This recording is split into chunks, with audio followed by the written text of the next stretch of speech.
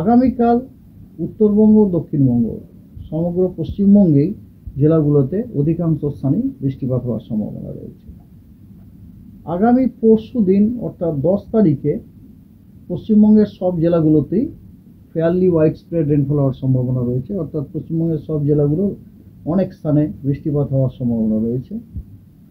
আগামী 11 তারিখে পশ্চিমবঙ্গের প্রায় সব জেলাগুলোতেই কিছু কিছু জায়গাতে বৃষ্টিপাত হওয়ার সম্ভাবনা রয়েছে। মানে বৃষ্টিপাতটা কমে গেল, বুঝলেন তো, এক্সেপ্ট একদম নর্থ বেঙ্গলের একদম নর্থের যে 5টা জেলা অর্থাৎ দার্জিলিং, কালিম্পং, জলপাইগুড়ি, আলিপুরদুয়ার, কোচবিহার, এই 5টা জেলাতে বৃষ্টিপাত অনেক স্থানে হওয়ার সম্ভাবনা রয়েছে। আর পশ্চিমবঙ্গের বাকি জেলাগুলোতে কিছু কিছু স্থানে বৃষ্টির সম্ভাবনা রয়েছে। 12 তারিখে আবার পশ্চিমবঙ্গের সব জেলাগুলোতেই অনেক স্থানে বৃষ্টিপাত হওয়ার সম্ভাবনা আছে, অর্থাৎ ফেয়ারলি ওয়াইড স্প্রেড বৃষ্টিপাত হওয়ার সম্ভাবনা আছে।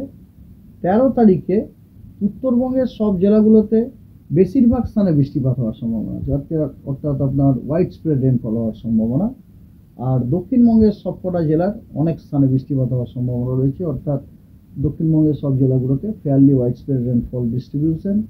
আর 14 তারিখে পশ্চিমবঙ্গের সব জেলাগুলোতে ওয়াইড স্প্রেড রেনফল হওয়ার সম্ভাবনা রয়েছে, অর্থাৎ পশ্চিমবঙ্গের সব জেলাগুলোরই অধিকাংশ স্থানে বৃষ্টিপাত হওয়ার সম্ভাবনা রয়েছে।